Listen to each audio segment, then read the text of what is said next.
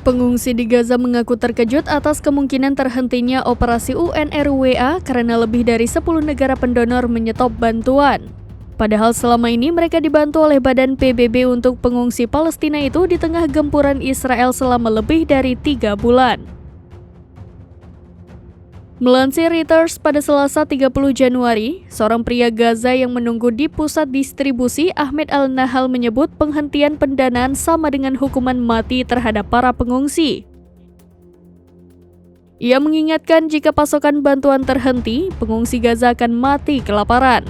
Sementara itu, ibu Palestina Mazuza Hassan syok dengan kabar ini. Terlebih oknum staf Badan PBB dituding Israel terlibat dalam serangan Hamas pada 7 Oktober.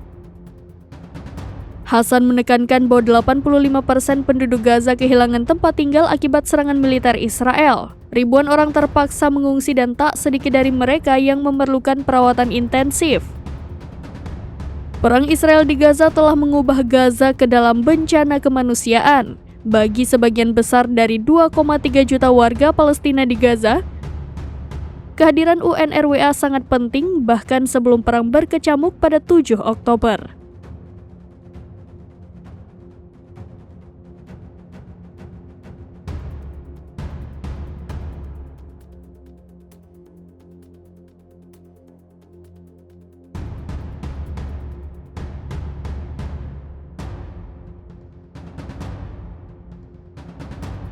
Download Tribun X sekarang, menghadirkan lokal menjadi Indonesia.